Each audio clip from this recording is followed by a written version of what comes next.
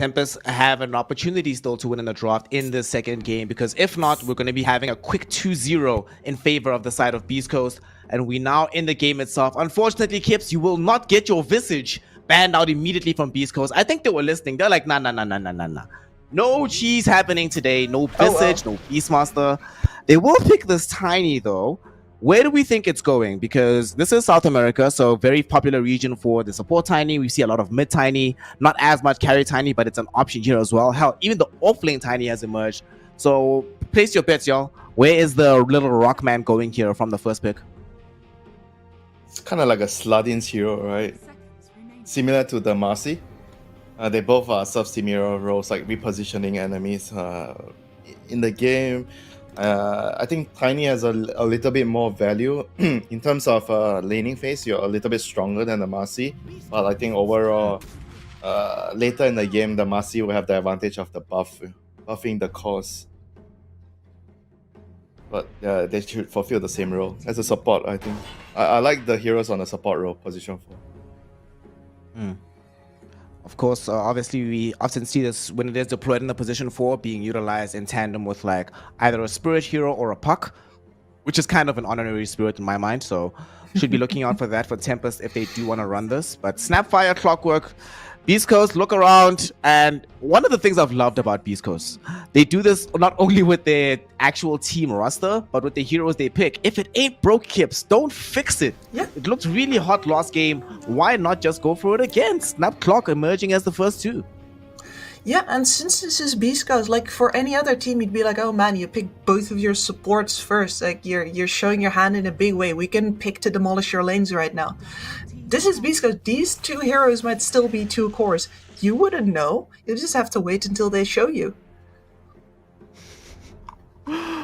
You would just never know. Anything can still happen. We've seen both of these heroes being played in core roles for the Beastcoast squad, like you mentioned, so anything is possible. Unfortunately, Gareth made the joke Winter last game about this Viper, which I didn't appreciate because Viper's one of my favorite heroes. But he made the joke that he loves playing against Viper. Your favorite hero is Viper? Oh Bro, my god. Viper's so much fun to play. Real talk. It's so much fun. When you grief the opponent and you just like walk them down. Oh, it's so nice. But regrettably, it's not nice anymore because you keep losing.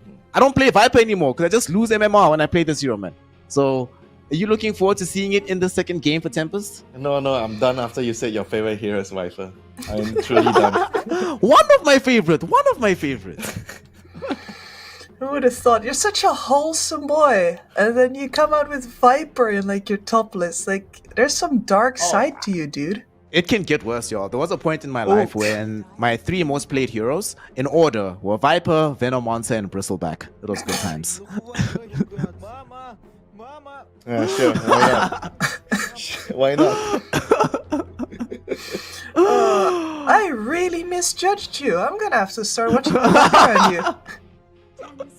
These are my deepest, darkest secrets coming out. The downside of like the Viper support, you only have fun, I would say, the first 10 minutes of the game. After that, you're like, I don't know what you're doing in the game, Okay, I'm stacking. Okay, I am tanking this gank. I'm placing this ward. Oh, BKB carry? Cast my ulti on him. Job is done. I can guarantee you, Winter, the highlight of the Vipers game last time around was every now and then he pressed 4-star on Sniper, and he's like, ooh, that's nice. And then he gets sad because he pressed R on Juggernaut, and then Juggernaut presses R as well. And he's like, well, with that, okay. Right, when you have a position 5 Viper, you kind of want your core to be like some aggressive hero, like some Ursa going in, some hero that is not Sniper. Nope. sitting You're not happy. Because you can't protect him, and you're like, okay, what do I do then in this game? Nothing. Yeah, just keep clicking him. Hope it goes right this time. Well, at the very least, like the laning presence from that Viper, and like even a little bit after was pretty impressive, right? Those slows did a whole lot of work, but you're looking at once again a whole lot of repositioning over on the enemy team. Like they'll hop over cliffs, they'll hook to neutral cramps. I don't actually think Beastcoast, with what they have right now, need to engage into a Viper at all. They don't need to stay. They could just leave. Just hit the bricks. Yep. Viper's hating life right now, no matter what. You're just like, well, I'm actually very surprised, if I'm honest, that they actually picked this Viper at the very least right now, because it does feel like it's going to be consigned to a support. And even if they did shift it to core, I don't necessarily see it having a good game. But they must have a plan. They must have a plan. Let's have some faith, because I want more Dota. What do you make of this Void ban, though, Winter? We've been seeing this hero ban out a lot, but not actually having that much success when it's actually picked. But why do you think that is the case? Is it just one of these heroes that nobody wants to play against, even if it's a subpar game for it? Not exactly. I think with Snapfire is definitely a reasonable ban, the combo. And in this patch, I think that the pace of the game is slightly slower, or maybe a decent amount slower than before. So you see all these heroes that have very long cooldown of these coming back into the game. I think Warlock and Faceless Void, Enigma, those are the heroes. I mean, Enigma was already picked before because he's just that good. But especially for Warlock and Faceless Void, they are definitely on the slower side of heroes, you know. And the current meta kind of favors them a little bit. Yeah. Kips, Like, weren't we talking I'm about this blaming the other day BKBs about for like that. game times? I'll continue. Yeah, you're saying? Yeah, no, because I'm blaming the BKB cooldown for that, right? Like, you want to fight every BKB cooldown at the fastest. That sort of determines the pace for your lineup, and that one just got 20 seconds longer, so all of your cooldowns can be 20 seconds longer too. It's fine. Just the game is just markedly different. The last time I remember when we were talking about whether or not what the changes are going to mean for game times, what we've been seeing is that games are either much longer or much shorter. There's practically no in between. So we'll still see how the meta develops over time. Beastcoast went for this Void Spirit to occupy the mid lane for Chris Luck, I imagine, whilst Tempest pick up this Bloodseeker. Okay, so some kind of way that they want to try and hold this Void Spirit in position. I suppose, given that they've already gotten this Viper in the support role, there's no space for like a Grimstroke or whatever for the leash. But I don't know about y'all. I feel this Bloodseeker hero is fairly temperamental right now, and I'm not necessarily seeing the full synergy with the rest of this lineup from Tempest. What do y'all make of this Bloodseeker, especially given that it's probably occupying the offlane here? Could be carry though. I mentioned like Viper doesn't work well with Sniper if you are planning to put the Viper on a position 5, but with Bloodseeker it does work a lot better. It's a more aggressive core, and in the laning phase you're slowing the guy, you're harassing a lot, you get a lot of move speed on the Bloodseeker, so there's kill potential in the lane. So I like this more than what they did in the first game already. And it's a decent counter towards the Void Spirit. He can run around, he's not so mobile. And I like Bloodseeker in the meta too, as a core. He's one of those cores that can make your team reach as well, because he can fight a lot. Yeah, and it's very hard to predict if he's going to overperform in a fight or not. Like, it's really just down to the balls on the player at the moment, right? If he reads that he can get a kill in the fight and keep snowballing, then you can actually get some pretty insane turnaround fights with this guy, just mopping up one after another. And that is hard to calculate, no matter if it's like your team that the Bloodseeker is on the other. It adds an element of unpredictability. And I also like that we talked about Beastcoast being good at disengaging, like maybe the best in the region. Like, you do not disengage from a Bloodseeker. Like, Snapfire Cookie, Clockwork, you're not getting out of losing massive amounts of blood, and he will have vision over you anyway, so yeah, Beastcoast might have to think about standing their ground and fighting now. I was actually about to mention that point that you brought up now about having that additional vision control with a hero like the Storm Spirit being in tow as well. All these extra mobility spells, there's no escape for you, lots of chase down potential from Tempest, and also they can hit some pretty strong timing if they do go for these early BKBs, sort of rush over onto Beastcoast, who are lacking in anything outside of the magic damage department right now. So Tempest do have some good options in that regard, and the Silencer getting picked up still doesn't necessarily fix their issues with magic damage, but the real hero I want to talk about here is the Storm Spirit. So obviously in the nerfs that came out in this last patch, it was very difficult to play Storm Spirit in the same dominating fashion as he was played in 7.31c. However, he still is enjoying a 50% win rate, even though it's a drastically tagged pick percentage. Winter, do you think this hero is as unplayable as a lot of people are making it out to be? Or is he still a very viable hero in the mid lane, despite not having the OP-ness of the null tallies? I mean, before you could just pick Storm Spirit first pick. no problem, any game it works. But now you kind of have to watch and think about it. Oh, this game, is it good, or do we have a good setup for it? Before it was just an easy consideration. Oh, OP hero pick, let's pick. That's it. So now you have to consider, and this silencer pick is definitely gonna make his life even harder with the Glover. So you're gonna have to get a pretty good early BKB to be able to play this game as a Storm. Yep, absolutely. We need them Black King bars, the BKBs. We also need physical damage though, Kips. What's K1 gonna play? Because Beastcoast obviously well practiced and well versed at this more 4 protect 1 style, which they seem to be angling towards here. Just lots of skirmishing potential, some cover from the global. So who's gonna hurt these heroes on the side of Beastcoast in this last pick? Well, I was gonna come up with the TB here, but unfortunately that in Dutch we would say that grass has been mowed away in front of my feet. There's nothing left for me to cut here. The thing with the Bloodseeker Storm Spirit is that I have a little bit of trouble thinking right now of a core that counters both. Like, you can counter either one. For example, you could go Anti-Mage to really make the Storm Spirit's life hell, but you're not actually happy about the Bloodseeker at all. And the same goes opposite. Like, if you get anything big and tanky that the Bloodseeker is going to struggle to actually fight into, then Storm Spirit is just going to be zipping all around you. So I actually really like this core combination that they've got going here on Tempest, because it's hard to answer that in one blow. I'll go with Wraith King, probably. You got 2 lives to tank. You need to be able to survive like their initiation. So Wraith King is, and you have an additional disable. That could work. But yeah, a lot of the good cores are already banned out, and it's not that easy to figure out what's gonna work here. But especially with the silencer support, he's a bit similar with Viper. You want to have a core that can go in, be aggressive, so you can use your ultimate in a very offensive way. Yeah, like, you're gonna have to stand in the middle no matter what, because you're just going to get Viper struck, right? It's once you're in on anything, Viper presses R on you, and then you have to work with that. The CK would have actually been nice as well, because he can pull people in. He doesn't have to move. He brings people to him.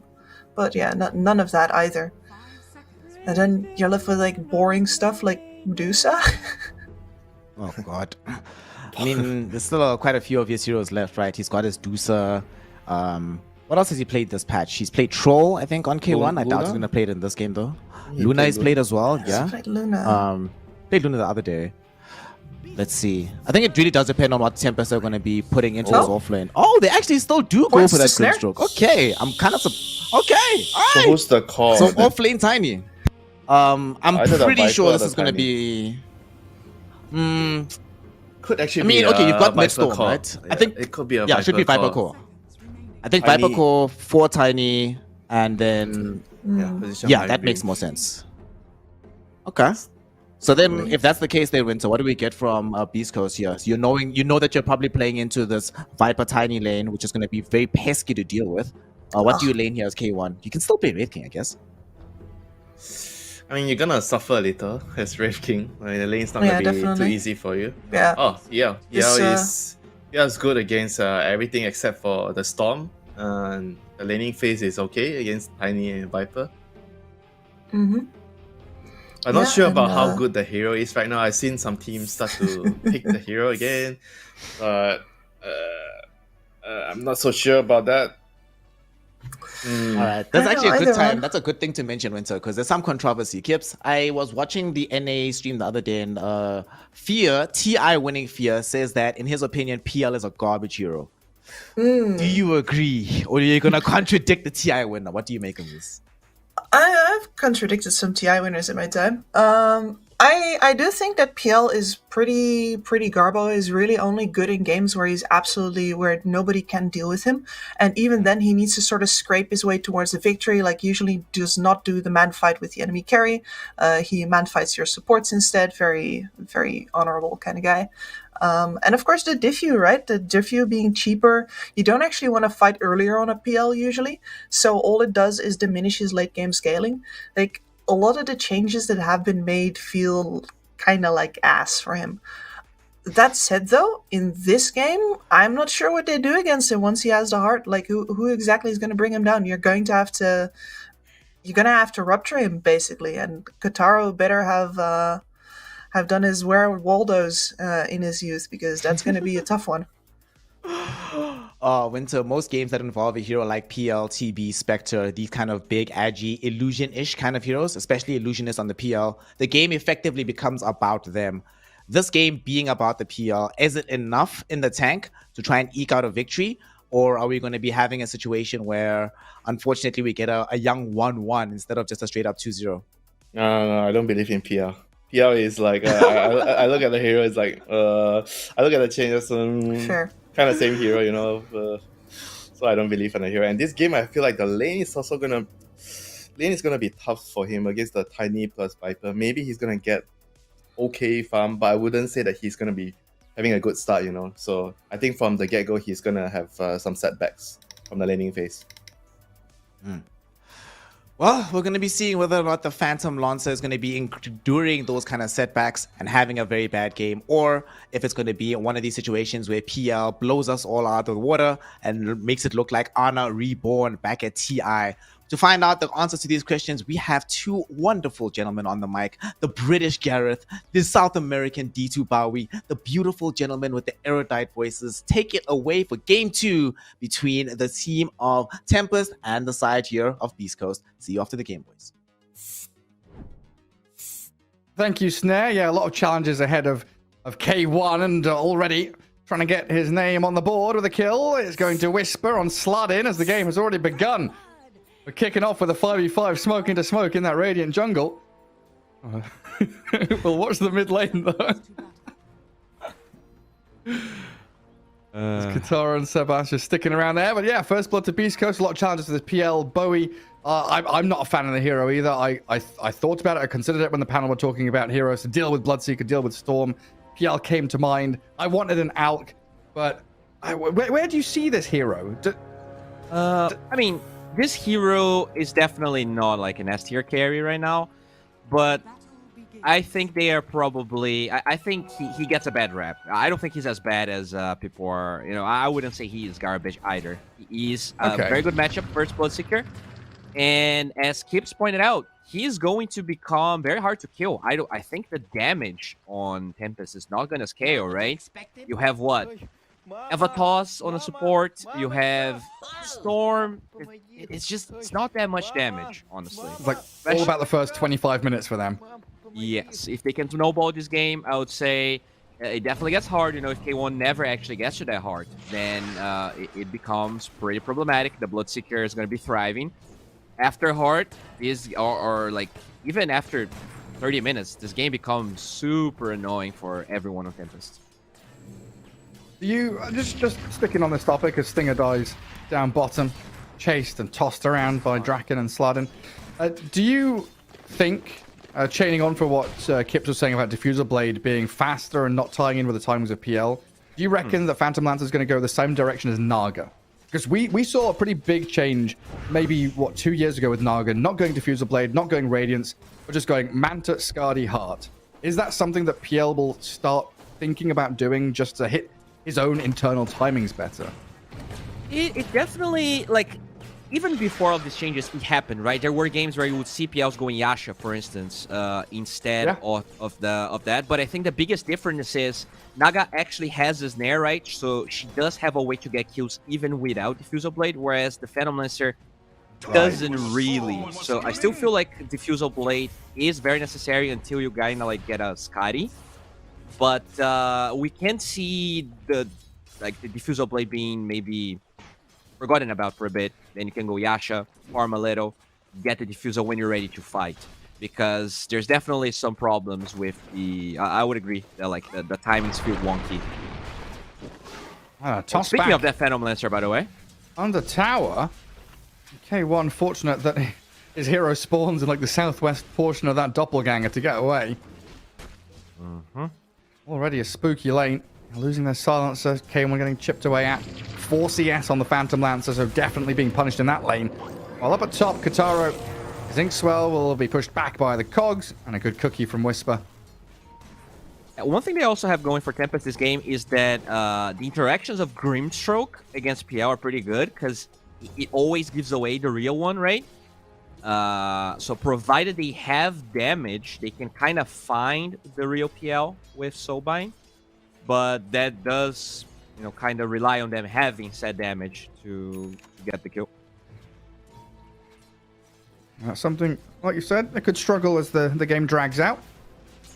And maybe we see this Viper, transition into a right-clicking carry hero as they toss Stinger back into Draken, and it looks like he's dead to the poison in the fountain. Ticks out to it, and Viper going to pause, and well, he's going to say there's lag, but this is a very convenient lag, right?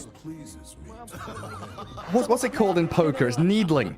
You're needling your opponent. Oh, I never heard this expression.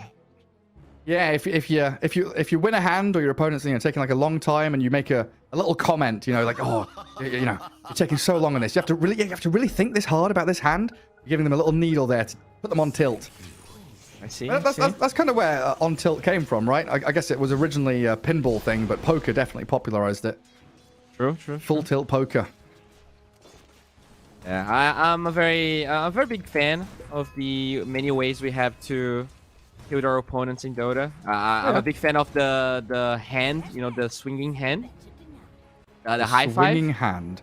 Like when someone did something dumb, you're out of tips for the week, and you just try to high five the person you're gonna get a kill.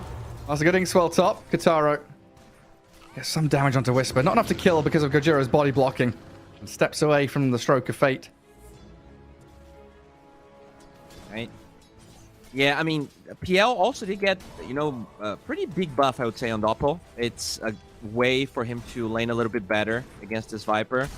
But he's like solo right now. The Silencer is a bot. He already died twice. He just doesn't offer a lot in this lane, unfortunately. It was a very early pick, and this tiny Viper is handling him quite a bit. Gojira getting chased out top. You and Kataro incredibly irritating in this lane. And even though the PL is suffering in terms of CS, you see the tendonize on the Viper, Draken having a great time. You do have this Void Spirit and Snap who are out-farming their counterparts by a decent margin. See Smile in that mid lane, continually battling with the Storm. And this is one of those kind of lanes where bringing someone to the kill threshold is incredibly important. Now, we talk about this kill threat often in lanes, and it's usually about a combo of spells that can kill someone 100 to 0, like they do to the sniper bottom. Stinger dead yet again. But in a mid lane with two spirits facing off against each other, it's like you put someone to 300 HP, and then either they're scared and they run to regen, or they stick around and there's that coin flip of one of them dies, one of them survives out of an outplay. Mm-hmm.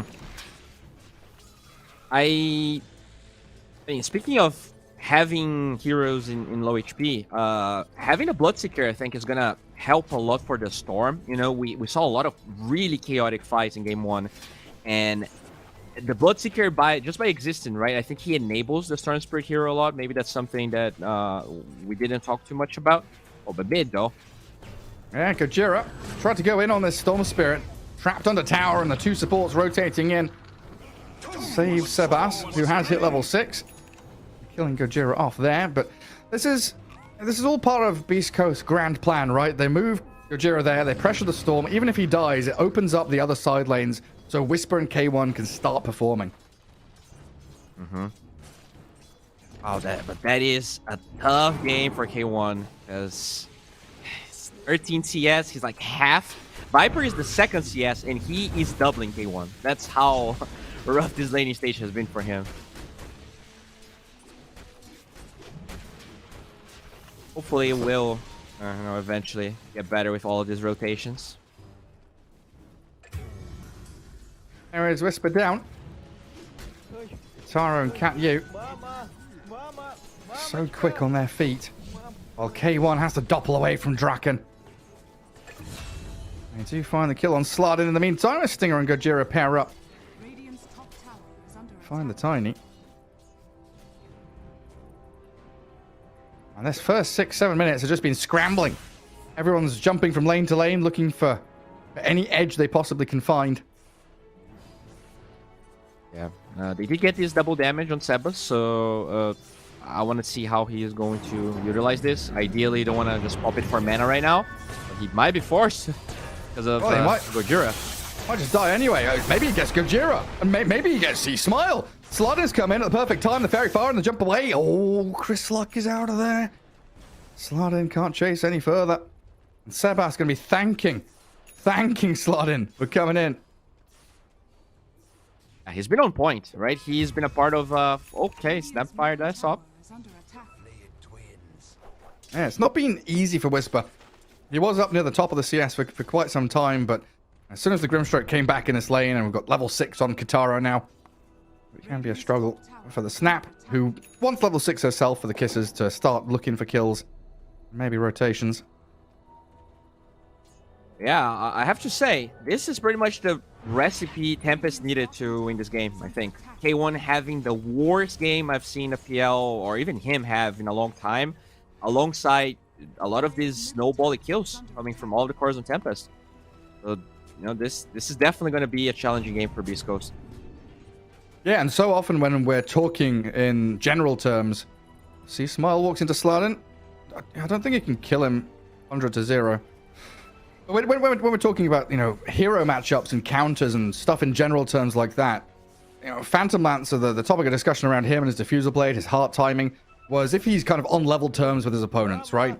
Yeah. Because he's so far behind and we already thought he'd have struggles getting to his items, it's compounded even further. So even more for the rest of them to, you know, start spinning plates and put the weight on their shoulders. You know that. Draken. Get some more Kisses launched at him, but here comes Slardin and Kataro. Tiny's out of mana, so no toss, no TP cancel, and Kataro, he's going to be running towards Stinger, but not much else he can get done there.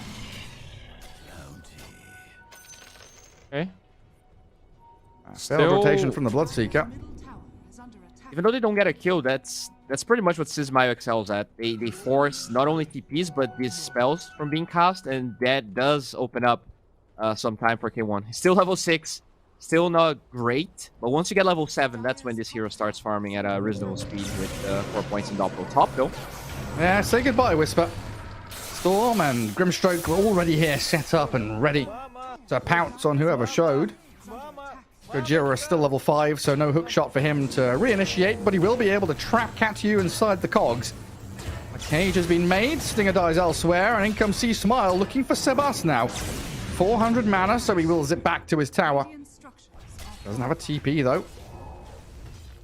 So a long walk back to Fountain. All right. Yeah, I like what Kotaro's doing here. Look at his items, by the way. He already has a Maelstrom pre-minute 10. He is giga farmed. This is the dream for him. Yeah, 5,000 net worth. Top of the pops, Mr. Kataro. BKB that's what we like to see. Expecting a couple of BKBs here out of him and the Storm. Yeah, that's going to be a big timing for them. The Storm, you know, people are talking about all the changes with the no talus and stuff. Witchblade seems to be an item, you know, that's getting rushed more and more. No more, you know, 3-4 no talus with Kaya. Looks like you just want that extra, the raw burst damage of the Witchblade. Yeah, kind of copying the Void Spirit build, right? Because it used to be Kaya Sanj first item on Void Spirit, Storm Spirit, and the null play came in, like you were saying, and now it's all about this Witchblade into BKB, so you do have that scaling potential for some at some point, and of course the solo kill power you do possess. Gojira, I think he saw Kataro walk into these Ancients, so he knows he's going to be reasonably low. Blood right there, the hook shot comes, Gojira going for the solo kill and nearly has it, but Kataro turned into a piggy, saved out by the avalanche toss of Slardin. And Clockwork so close to being a hero. He's going to TP home though. Successfully out of there. Gojira is so good at this game. I'm baffled. Also, I just want to mention, once again, it feels like Tempest is playing way more passive than you have to. Like, this is a clear out lane by Tempest, but it's the top tower that falls first. It was pretty much just the Void Spirit right-clicking that for like 30 seconds. Sure, Gojira did create some chaos, but even before that, I was already going to say, it's just weird that Tempest is afraid of going for moves like that, even though they have the upper hand. Beastcoast is just out farming them, even though I don't think they should be doing this right now. I think it comes back to that main topic of discussion, right? Whenever Beastcoast plays, especially within their own region, the macro game has always been their strong point, and it puts the fear into other teams as though, well, K1 here is going to get caught and killed, so a good pick-off for Tempest to blow him up. As mid lane, they jump onto Draken, see Smile and Gojira starting that one off. But I feel like whenever these teams are playing against Beastcoast, maybe outside of Thunder Awaken, there's always this almost anti-mage-esque fear. Yeah. Where you're thinking, if we don't respond to them, if we don't do something, if we don't react, we're going to lose. So then very often you get stuck in this situation where you underreact or you overreact. And Beastcoast exploit those kind of moves so well. Speaking of Beastcoast, looks like they really know what Kotaro wants to be doing right now. They will spot him every step of the way. Cookie forward, global silence. Also catching the storm here with a little bit of disable, but TP's out by Beastcoast. They got what they came for. See Smile, not going to retreat though. TP cancelled by the avalanche, and they've also cooked Gojira with Sabas's storm. Okay, they kill the Bloodseeker. I mean, a silver lining is this fight took place in Dire Triangle, so it's still space with Beastcoast. Oh yeah, that could have been, you know, Tempest grouping up to take that bottom tower. But no, they have to react. Now they have to address the lanes, because Beastcoast is also really good at that. They push the lanes very heavily before they go for these moves. So even if the play didn't go, you know, as well as Beastcoast would want, there's still all of that to address. Power though will find one silencer. Easy. Come here, Stinger. Oh, that's the high five, Bowie. Oh yeah, that's what you want to do. You want to get into the, you know, though it is a mental game. People forget about that. You want to get into the minds of your opponents if you want to win. Do you mute everyone when you go play ranked? Actually, I used to do that, but I changed my approach recently. I always give everyone one chance. They have one chance of not being, you know, a host, and if they are, they're gonna get muted. You can say ass on this stream. I can? Okay, I thought we were family friendly. Ass. There, look, it's easy. Catch you. Being eyed up and a hook shot, finding Kotaro. They got the big target locked in the cogs, and down he goes. Bloodseeker gone. Highest net worth demolished. Storm focusing Stinger, but he popped his wand and he's still surviving, while Smile barely dies. Trying to TP out. Another 2 for 1, but maybe more with Slardin trying to avalanche, but can't catch Whisper. Right, so this is what I'm talking about. The only problem is, again, Kotaro dies, so you know, I'm getting some game 1 vibes again, where K1 has been AFK for, besides that death, the smoking, he's been farming quite a bit. Did go for the Asha, by the way, we mentioned, so yeah, doesn't feel like getting Diffu really gonna do anything. Attempted catch mid, comes to nothing. Yeah, it was that topic, right, that Kips brought up, where Diffuser Blade getting cheaper. It feels like a buff to these heroes, but in fact it's one of those kind of soft nerfs, where it feels a little worse. Whisper. He's got stick charges, but the urn on him, and the thirst will give the vision for Storm to jump in, but he's committed too far, way too deep, and in comes Smile. Clear up the Storm, Sebas down, now Katya and Slardin in. An awful lot of bother now. Rocket Flare gives the vision, they'll slow him with the Arcane Curse, and in comes K1, look at him go, sprinting forward. 100-meter dash, and he's got the catch onto Slardin. Katya also in a bit of trouble. Ether Runner drags him back. In the meantime, Kotaro has respawned and come back to fight. Rupture on Smile, no dissimulate, no escape. Astral Step is there to jump and kill the Grimstroke with his dying breath.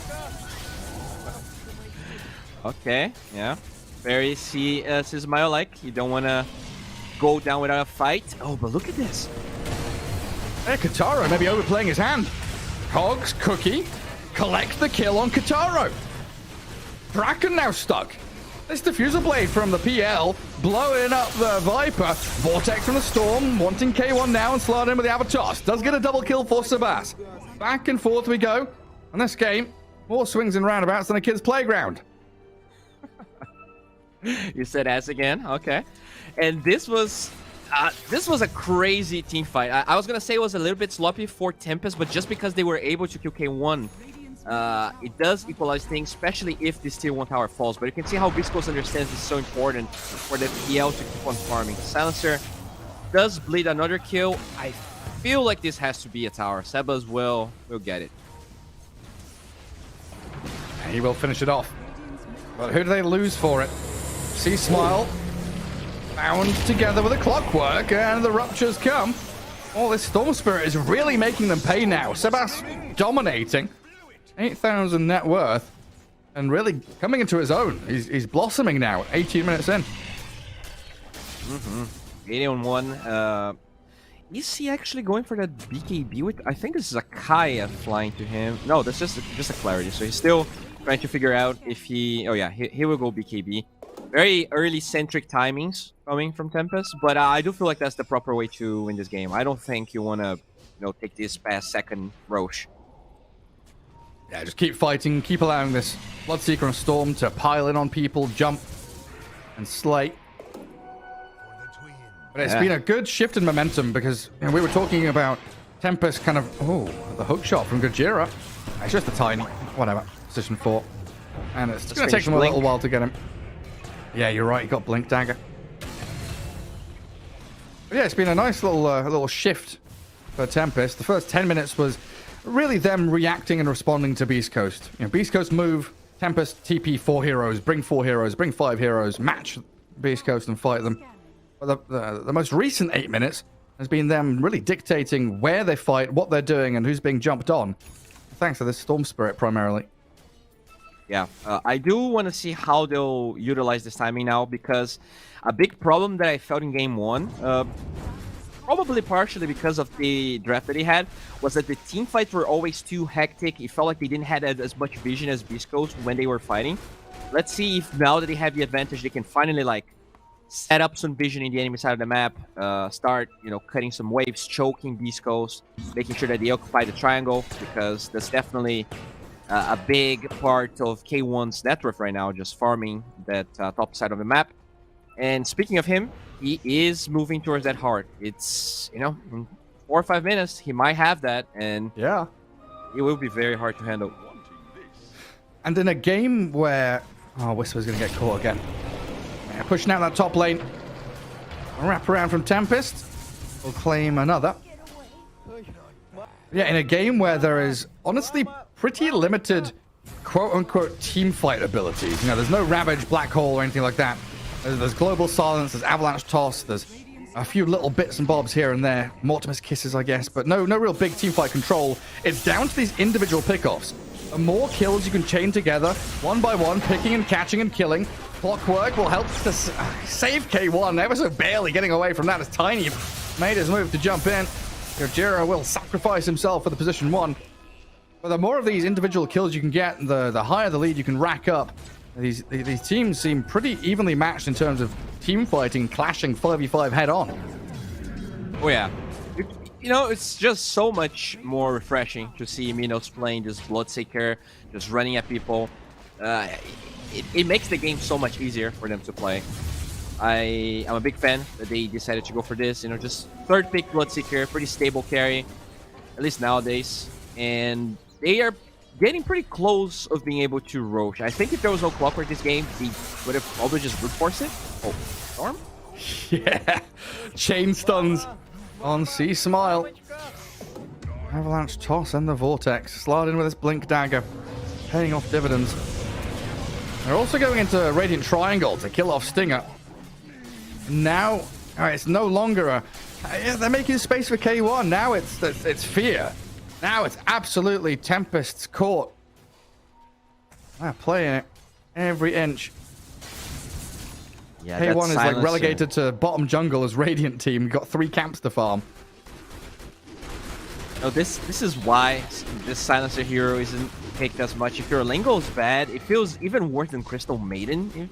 This hero has no stuns, right? No real proper slows. Even the Arcane Curse slow is so pitiful that he's just being run down. Every time he shows, he's just food.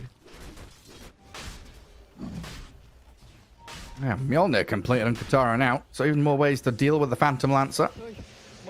Whisper, yeah, the Vortex is there from Sebas. Another one in this top lane. And Roshan was already started by Tempest. It looks like they're going to try and smoke, play aggressively, go and hunt down Beastcoast rather than take that Aegis. Yeah, there is the clock where, it is Gojira. You definitely don't want to bet if he can steal that Aegis, because he probably can. Oh, they see Kotaro. They know Kotaro's alone. He's under Radiant Observer Ward. See smiles there. Hook shots coming. Kotaro BKB'd as he died as well. So that's now down to 8 seconds. His BKB debut. Not too pretty. Yeah, it's just that, he just wanted to beat that wall, but the triangle was not properly dewarded from Tempest, and that's why there was vision. Good soulbind though. I try to start this fight off on the Tiny. Clock and Silencer both dropping. As Tempest do get the shot off the Storm BKB, Slardin tosses the Void Spirit across with a silence on him. A global though to give that nice safety net. The cover of the Silencer ulti, allowing Chris Luck to get away from the remaining members of Tempest. Okay. Beastcoast punches back. Really good TP from Gojira there, getting the kill on the Bloodseeker. Also stops the Roche, which, by the way, I don't think we're going to see Tempest get. And this means Hard's going to be ready. That's when Beastcoast is going for an aggressive move. We actually saw Whisper just rushing BKB in game 1 with the Snapfire. This time, I don't think they have to wait for the BKB, just because he's going to be the initiation alongside Clock. Hard is ready. I think level 18 in Hard, he is ready to not be garbage anymore. He is a hero. Finally. It can be so annoying when sometimes you need certain items to actually feel like you are a hero in the video game Dota 2. I don't know. I do remember the Earthshaker times when the Fisher Shard, like the only reason the hero was a hero was the Shard. Yeah, just buy Shard. There's also like an old Invoker. You need Aghanim Scepter before you can actually play Dota 2. Sure. Couple of quick kills for Tempest though, with Whisper and Gojira dead. Roshan becomes a real possibility. Don't see Smile, Stinger, and K1 contesting this. So first Aegis going to go to Kataro's Bloodseeker, it looks like.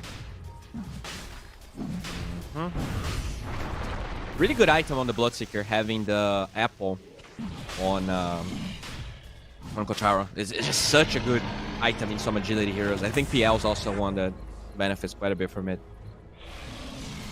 Yeah, agi heroes like to spam their spells, absolutely. Like Bloodright, 6-second cooldown, a 12-second cooldown, like just spamming that constantly.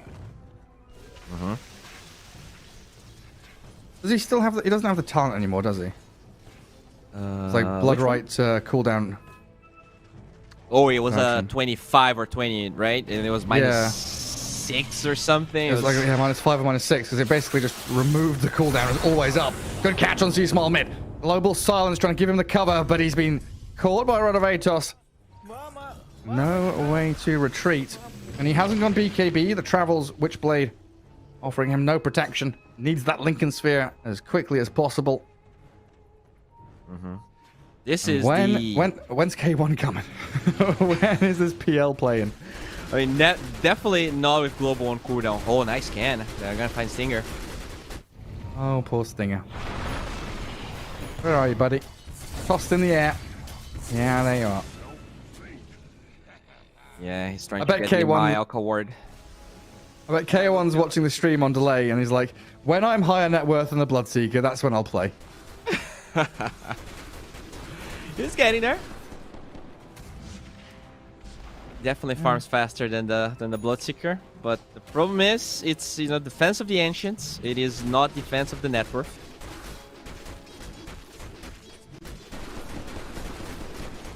Hey, what was that Chinese proverb from Sun Tzu? If you can't break high ground, your net worth lead is false. Yes, I believe was the saying. I'm pretty sure that's how it goes. Oh, see Smile. Double Astral. Sebas was fully out of mana there. Had a chance for a turn, but Beastcoast very tentative about how these team fights are going now. You gotta be careful though. Last time Kotaro died, it was with something very similar to that. They tried to make a move. Kotaro it gets kind of isolated. He could easily die twice if Beastcoast just collapsed on top of him. Tempest, they have a deep ward in the Radiant base. That allows Sladin and Katyu to just jump Stinger. He's got to know something's out there. There's no... he's pinging a ward in the lane, but it's a bit deeper than that, mate. Really good one. Potential for high ground now. Aegis still there for the Bloodseeker for a good 2 minutes. Shard on Viper, so tier 3 tower taking a pummeling, and a toss back on Clock. Dies before he hits the ground. But the strength of PL has very often been his high ground defense, and this is why illusions, the slow, the damage onto the Bloodseeker takes his first life, but the Inkswell Storm Spirit catching up to the Void and finishing him off. Katyu gets the finishing touch, and now Chris Luck dead for a full minute. It's all down to the PL to chip away and stop this push from coming, which it looks like he's succeeding at. Yeah, he dealt so much damage. The Aegis just evaporated when they went on the Bloodseeker. And this could be a really good move by Beastcoast. The clock's gonna spawn in 10 seconds. They've got global, they've got kisses. Oh, but no vision. I guess now they do. Yeah, they see the Tongani. I think they saw the Bloodseeker, but he has BKB. Now knowing there's no Aegis for Bloodseeker, Beastcoast can feel a little more free to play out on the map. I mean, it's been so long since this heart has been completed, but the good moves from Tempest definitely kind of put a wrench on Beastcoast, trying to play aggressive. But, you know, first Aegis, they only got 1 tier 2 tower. He didn't really do much structural damage besides that. Still, you know, I don't think this 8k goal lead is enough for me to think this Tempest is going to take this game too easily. You know, it's Beastcoast. Never count them out. Never. All they need is one team fight. And they set up these team fights by split pushing, a control of the map, understanding where they need to be, and you know, basically who is allowed to die for what they need to gain territory. That's pretty much it, actually. And so far it's been Whisper. You know, he's just, oh, I'm top lane, la da da da da, gonna push out this wave. Oh, I died? Okay, right. That's fine. Another bright side for Beastcoast, they have the Philly on that silencer, so Stinger actually has Dreams now. Either Blink or Force queued up. Dreaming very, very high. Oh, Whisper. Animation of the Rupture was coming. Cookie's over. Storm's still going to find him. Vortex to stop the TP, and yeah, he did not BKB. 9 seconds up, but, you know, again, he drags 3 heroes all the way to top lane. Storm and Bloodseeker, 2 of them. Yeah. Gojira has an Aghanims. How did he... What? I don't know, I just clicked on the clockwork. He's got 7,500 net worth, and he's got Ags. Hey, yeah, I was gonna comment on the Storm Ags that is coming, but... okay. Alright, Gojira. I guess the Battery Assault does allow this hero to farm faster, especially when you get the talent as well. He's pushing quite a bit on the side of Beastcoast. In terms of neutral items here, Bloodseeker getting the Mindbreaker really good against those supports. Silencer has to be careful. Silencer with a blink. Yeah. Not sure I follow, but I guess it's just a split push. He's gonna be blinking, jumping into trees. You hear the storm, you hear the ball lightning, and you're like, blink. Just, I don't know, just blink. And speaking of that storm, on Gojira. Oh. Did he, though? Gojira very good at using these hook shots defensively, and there's no more stuns. He's out of there. He gets stunned in Fountain after overclocking. Man, hookshot cooldown being so low is pretty ridiculous. Yeah, it's 30, right? What? It's... At level 3, yeah. 45 at level 2 with this. they're gonna nerf. That's kind of sad, really. If mid clock gets popular enough, I feel like that spell's gonna be nerfed, but support clock's gonna be even more sad. I mean, not that I think Clockwork still not that great of a support, but Beastcoast just makes it look amazing. Global. A global to cover Whisper. A BKB TPs. Oh, that was close. In comes the Tiny, tossing the Sea Smile Void Spirit around. Storm back in with AoE Vortex. He does have another Astral Step, but he's controlled. They're going to find Gojira up on the high ground as well. Yeah, Thirst gives vision for the toss. They've got high ground ward there already as well, so... Got a couple of kills. And they spent global on Beastcoast just to try and save Whisper. And they're going to lose the Silencer too. Kataro snuck in behind and found Stinger. What a weird sequence of events.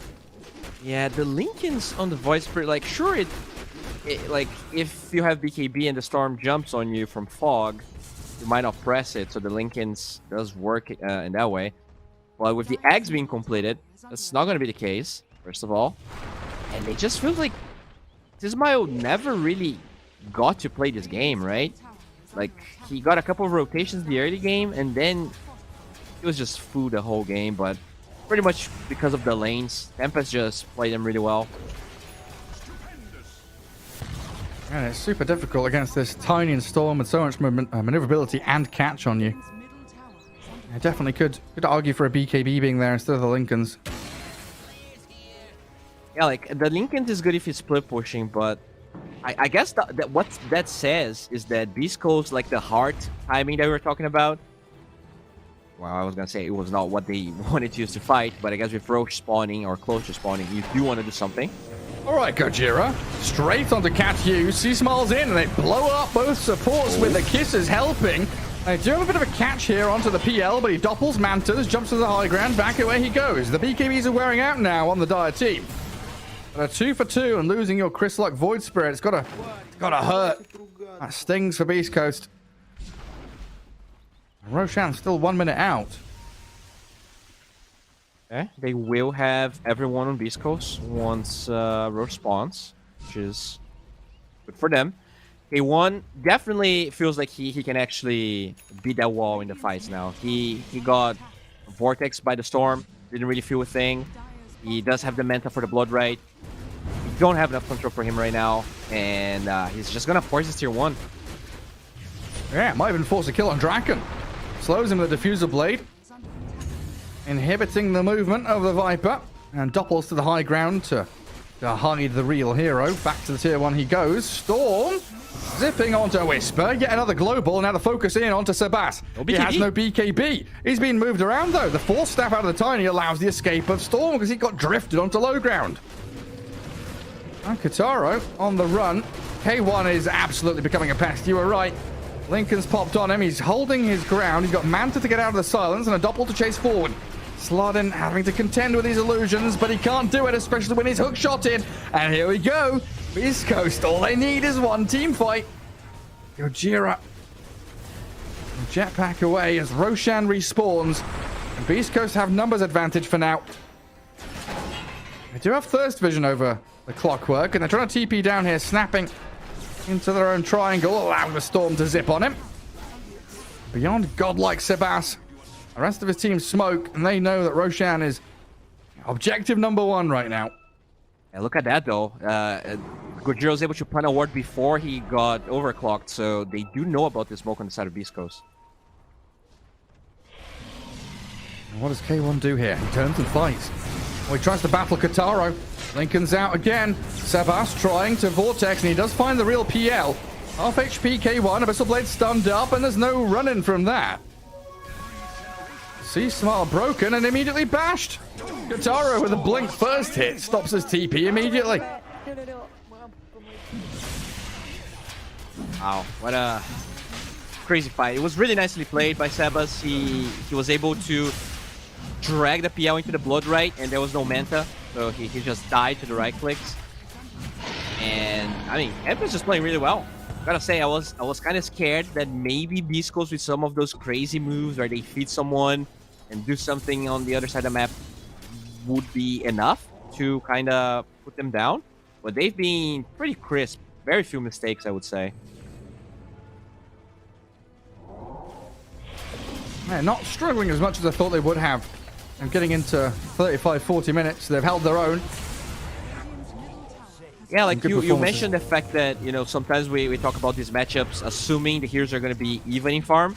And in this game, like, the Bloodseeker is even in farm with the PL. The problem is that everyone else doesn't feel like a hero in this game. Yeah. Snap and Void Spirit having torrid games themselves. I don't remember the last pieces being used in this game. Yeah, it was like a round Roshan fight a few minutes ago, but they never really seem to do that much damage or kill anyone off because they're into BKBs. They'll have a problem pushing high ground, though, even with Aegis. They need everyone alive. They need a team fight victory before they can actually break base.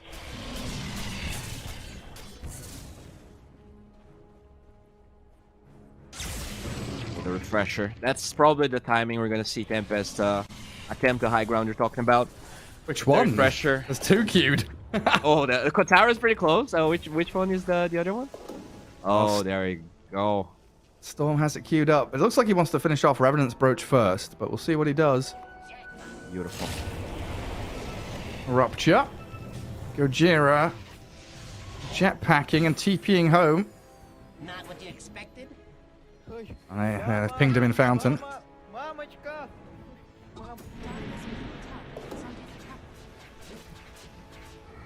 Neon Disc queued up for Sismile. The Silencer.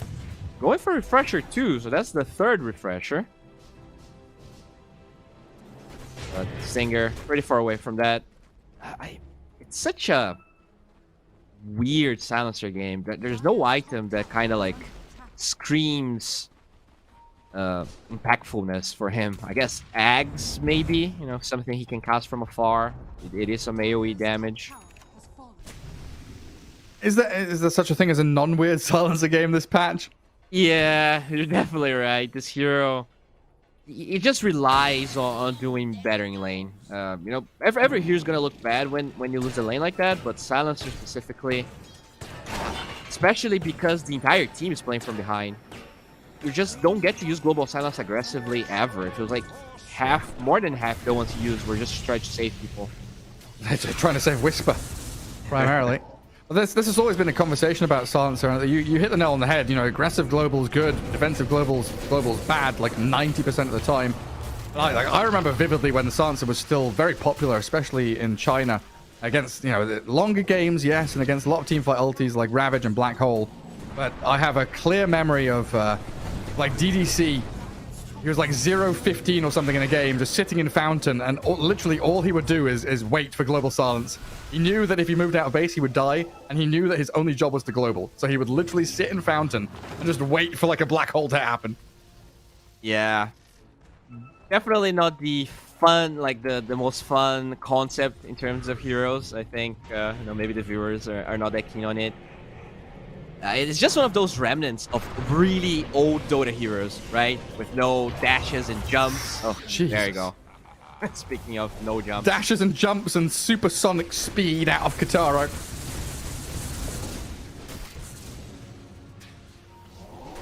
Oh, Sliding even has a shard now, so they understand they're struggling with push, so he decides to contribute. Nice. You can hit some buildings.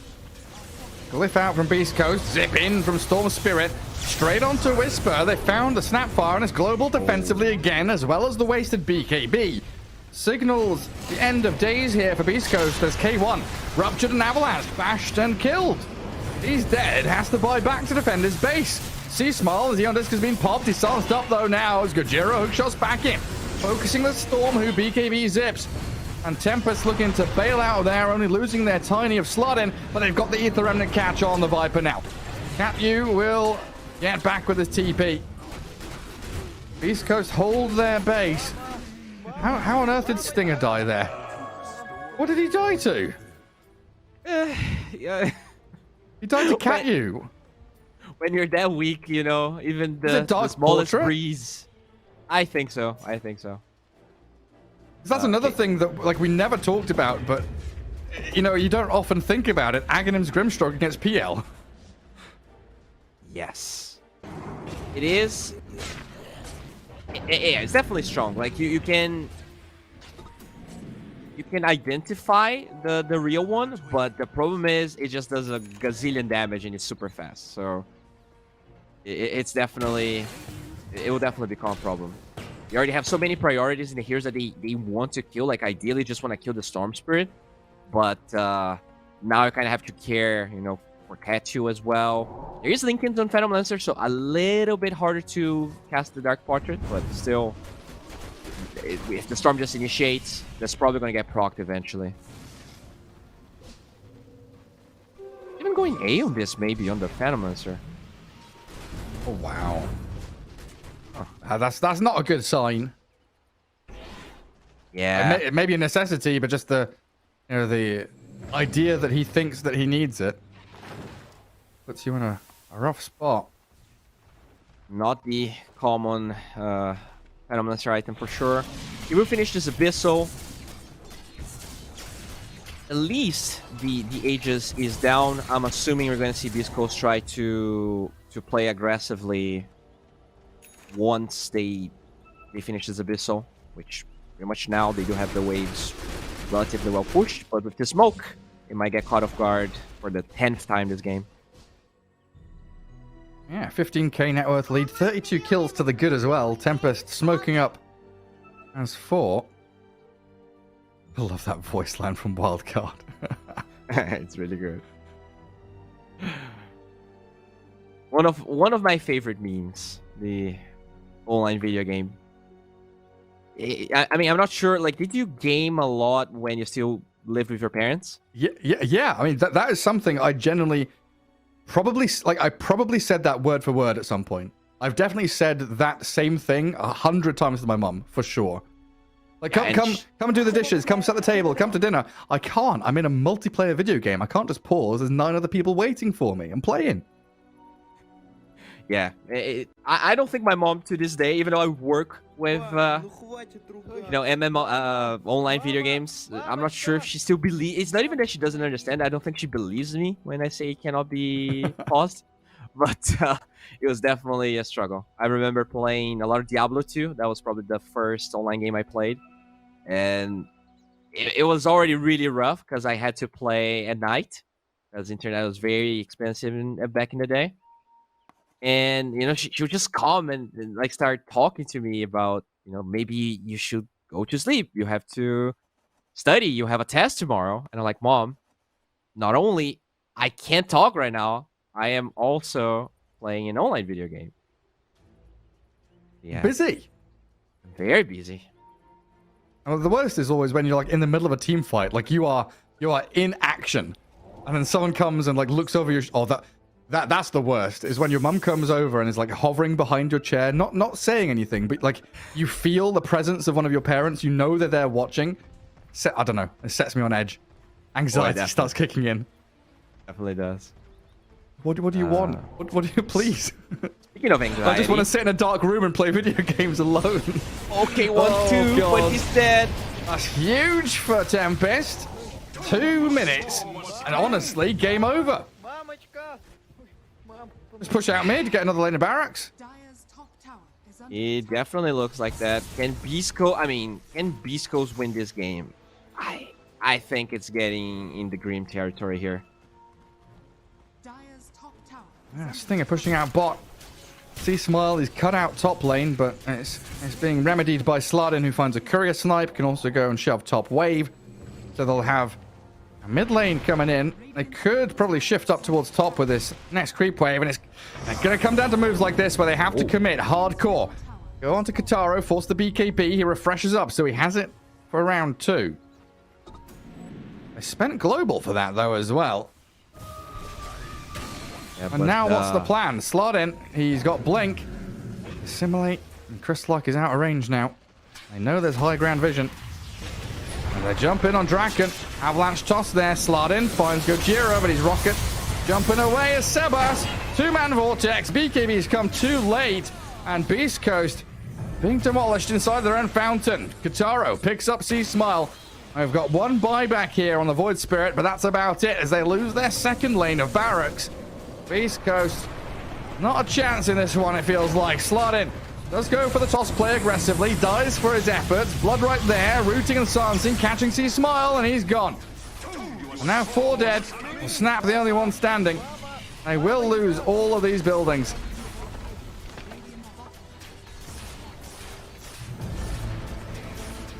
Okay, I mean, yeah, they're gonna try and wait for the respawn timer of the PL, but I don't think. As Whisper is starting to get scary, you know. Snapfire does start scaling into some right-clicking shenanigans late game.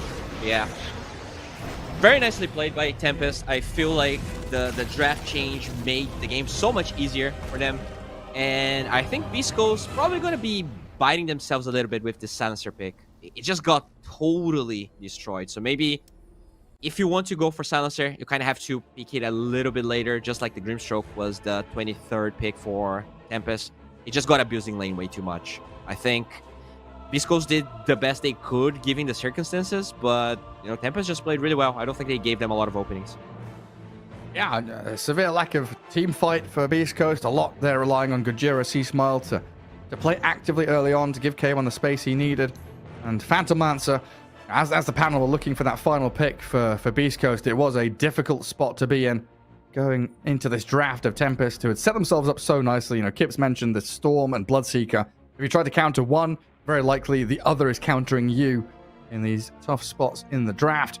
But you know, South America, no easy wins in terms of series here for any of these teams. We're moving forward, Bowie. You know, I think back to the earlier seasons, a couple of seasons we were casting together. In the early days, it was all 2-0s, 2-0, 2-0, 2-0. Day in, day out, we knew what the schedule would be. It'd be 2-0. Now, coming into Tour 3 of this round, I guess overall, we're in Tour 5 technically now, but getting to 2-1s against the big teams, against Thunder, against Beastcoast.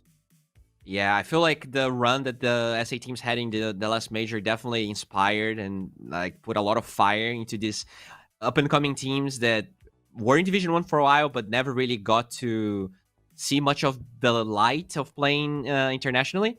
I don't know, man. I think we might see some different teams in the Arlington Major, even though SA had such a good showing with Beastcoast and Thunder, which is super exciting for anyone, you know, not only following SA, but following Dota in general.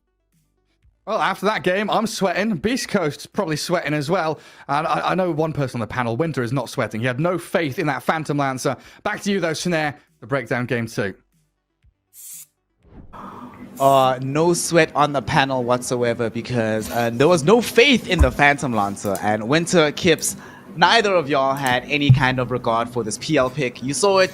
We tried to come up with reasons why this pick could be good. But unfortunately, Winter, it went exactly as expected. Not only did the PL not do well, but as they were mentioning there, silencer. Oof. Difficult game all around, it feels like, for the side of Beastcoast here. I mean, it's not just the PR, you know, like the silencer was also having a really tough time from the lane. They were up against this tiny Viper lane that had a lot of kill potential. The tiny killed the silencer like, 4 times in the laning phase? Yeah, in the three lane, times. it's crazy. He had triple or 2.5 times net worth of the PR at some point. But the thing is, my criticism is still the same. They did well in the lanes, but they couldn't really transition that lead that they accrued from the laning phase to build a bigger lead. I think the PR actually TP top. He killed the enemy's tier 1 faster than and then the Viper killing his tier 1. So that was actually something that wasn't right for me. I felt like they didn't make the rotations to kill the tower faster compared to the PL's team. And that should not have happened because the Viper totally crushed his lane. But the good news is because Tiny had such a good game, he was able to rotate around and pressure the other lanes. Like kills started to bleed into the other lane. So it was just a very, very good laning phase for Tempest. I mean, Kips, Winter brings up a good point, right? Despite the fact that we had a much better draft, it felt like, from the side of Tempest, despite the fact that they had a much better lane, they still took them quite a long time, not just to close out the game, but for them to make their lead well-known and well-felt on the map itself. So going after this game, right, if you're Tempest, are you, despite the win, not the most comfortable win in the world because PL was still somehow miraculously able to keep up in the farm, even if not necessarily being impactful in these fights. So going into this third game, we need a good draft again, of course, from the side of Tempest here, but let's imagine that there wasn't a PL here. Would this still have been a victory if there was a more traditional carry hero for the side of Beastcoast? Possible, because The reason that this game ultimately works out for them is that Storm Spirit seems to be really good against a Beastcoast that's on the back foot. If you win the lanes, and then they're gonna start throwing their supports at you, right? And I was gonna look this up, but maybe either of you remembers this. There's an animal that throws their babies at the predator if they're threatened. And that's kind of what Beastcoast does. Like, they're like, here, have a support. Here, if it gets worse, like, here, have Whisper. And then finally in this game, it gets really, really fucking bad. It's like, here, have Sea-Smile. Sea-Smile died 12 times this game. That's how you know how desperate Beastcoast was. And this Storm Spirit solves the problem of, okay, they toss you one baby and you catch and you're like, oh, I gotta dispose of this before I get to the next. He can keep going. How many times did we see like the POS 4 die, then the POS 3 die, then the POS 2 die, simply because they can chain with this Storm Spirit, which is a problem that they really had in that first game. It's like, okay, we got one support, now we gotta waddle after the next. So if I'm Tempest here, I'd actually feel really attached to this Storm Spirit right now. This feels like the pick for them versus Beastcoast. Somewhat surprising, right? After the nerfs he'd enjoyed, but Winter did mention it there that when you pick this hero nowadays, you can't first phase it. You have to go deeper into the draft, assess the situation, and see if it can fit into the lineup.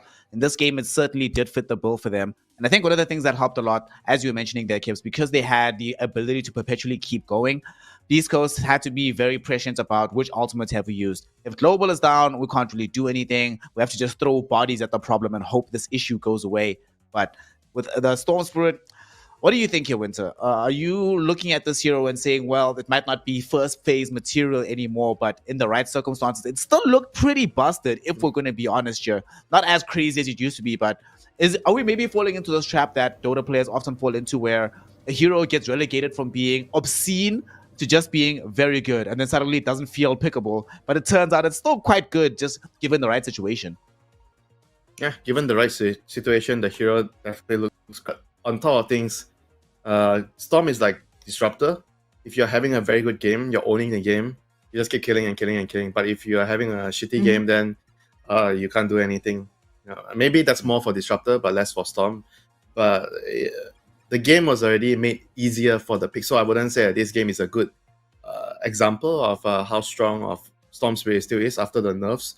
But it definitely can work given the right situation, and sometimes, like you said, nerfs causes players or the drafters to forget, oh, this hero is actually gone. You just chuck it out the window and you forget about it.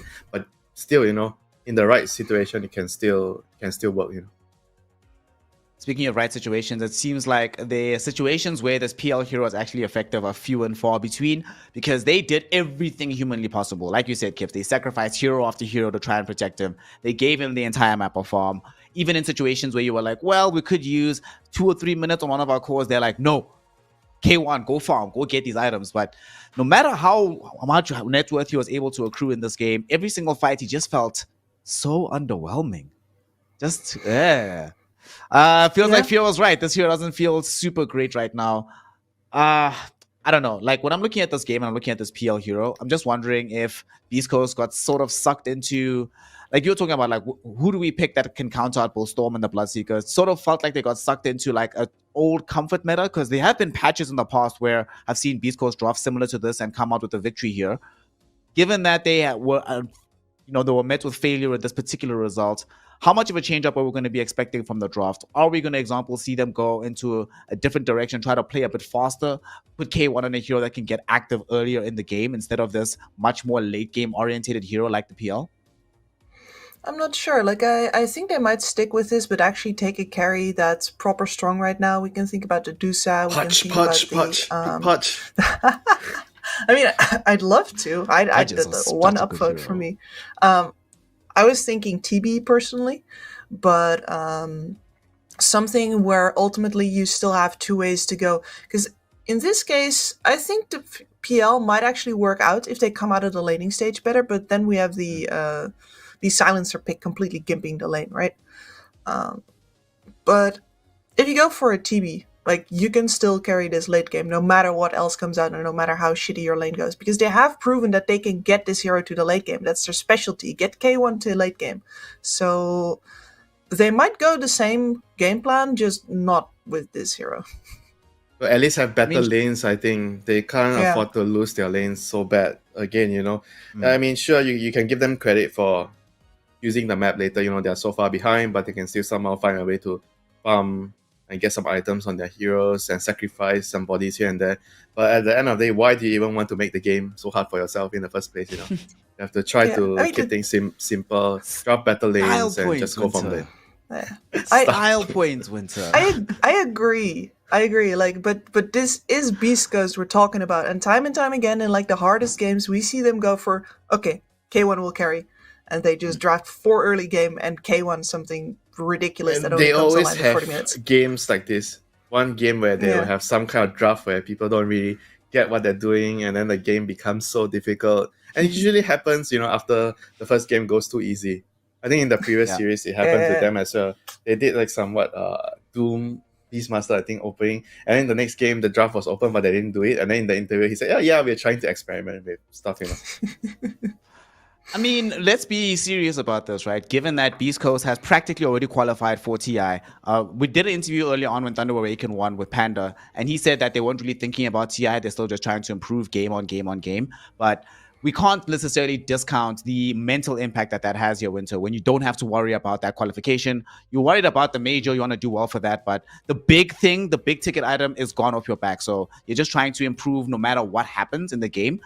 Does that mean that in a situation like this, will Beast Coast still be more prone to experimentation, given that for them it's like, well, if we lose out here, we don't go to the major, that sucks, but it's not going to derail our entire year, versus Tempest, who might not have the latitude for that degree of experimentation? I mean, it depends on the mindset of the team, but it's definitely something good, Like, you want to increase the skill ceiling of your team. You want to try certain things, put some players out of their comfort zone, experiment with stuff. Because if you keep doing the same thing repetitively, you're just going to stay there, You're going to be stagnant. I mean, sure, that, if we do this, we're definitely going to be maybe top 3, at least, in SA, or top 2 in SA. But when we get to the major, we might not do as well. So why not we try something? Maybe we sacrifice a little bit of our, domestic performance or the league. Maybe we do shittier in the league. But we learn something, we improve on something, then we still get to qualify for the major or TI, for example, and then we get to do better there. Maybe they are thinking of that because they have been together for so long. They didn't really do too well in the major events, so they're looking to do something different to change that. I've often felt this about EG, where I think that they should experiment more in the domestic league, as it were, to actually like get some more scenarios out of the way before they go into, because they dominated NA every single time, just 2-0, 2-0, 2-0. They win the lanes, they win the game. It's like, it's a formula. It's just rote repetition, and I've often wondered if they shouldn't like make games harder on themselves, deliberately pick just one completely lame hero that hobbles their entire draft and see if they can still pull it off, just to get the challenge back in that isn't there right now. And if you have the confidence right now, like Beastcoast surely does, then yeah, I think they're probably letting just one pick go and seeing if they can get away with it, because that is the only way you can keep on improving when you feel like you are that dominant in your region. I'm not saying that they are like the kings of SA right now, because clearly Thunder Awakened would have something to say about that. But I do think that this is the best way to improve in a region where you feel like if I play 100% every single game, we just stomp and we learn nothing. I mean, the Rock Lee method of training is certainly something that we've seen other teams employ across the world with good reason, right? Because like you say, it does help you to push beyond your limits. That being said, that's actually an interesting question I want to ask you, Kips. We're not that far into this third tour here in Division 1, but not only have we seen a situation where Thunder Awakened rather, which was the only team, by the way, to go back-to-back seasons undefeated, they finally copped a loss, right, in the DPC. Beast Coast copped an opening loss. And we heard in the game Bowie himself mentioning that there is not a guarantee that these two teams who have been so dominant will continue to occupy those 1 and 2 slots. Right now, I mean, they have lost games. Infamous is the only team that hasn't lost a game just yet in this leaderboard. Is there a potential for us to have different teams ending up in the top 1 and 2 positions, especially given that those other teams will need those points more? They're going to be hungrier for them versus a Thunder Awaken or a Beast Coast who don't need them. They want them, but it's not the worst thing in the world if they don't end up getting those top 2 slots. That would be hard though. Like just if you look at player quality alone, I'm very hard pressed to say who's supposed to like because they'd have to be playing like 110%, and then TA and Beastcoast need to be playing like 70% or something like that. Like, you have the experience on Wolf Team, for example, but man, Wolf Team have looked so well, rather sleepy wolves sometimes. I don't know. It feels like a very far shot. It's definitely I mean, going we've to be seen close. some long shots come through. I mean, it's going to be close. Though most of the teams, I think they are pretty close in terms of levels between each other. They are only separated by very small things. Maybe, I mean, the patch change is definitely also going to take some time before everybody figures out what's best. I think for someone like Beast Coast and Thunder Awaken, if you want to try something, this is probably one of the better times to experiment to increase your team skill cap. It's just like in tennis, like some players when they play in a certain way, like they just stay back, hit ground strokes, backhand, forehand, and then they're gonna get to like let's say top 10 for sure. But the way they are playing, because it's lacking variety, they cannot play on clay or they cannot play on grass court. And then when they play against the best players, they don't win. But sometimes they're happy being top 10, but they cannot break let's say top 3. But in order to become a top 3 player, they need to add like slice or drop shot in their game. But in order to do that, it's going to ruin their game. Yeah. They're going to drop in ranking initially. But are they feeling that it's going to be worth it for them long run, and then drop the ranking first, and then eventually you're going to be able to have the highest seeding to get into the top 3? It's all up to the player, the risk and reward factor. Damn, who knew that you'd be coming here for a Dota stream, but meantime, Winter would also be dropping tennis advice. So get on the court, follow what he's saying.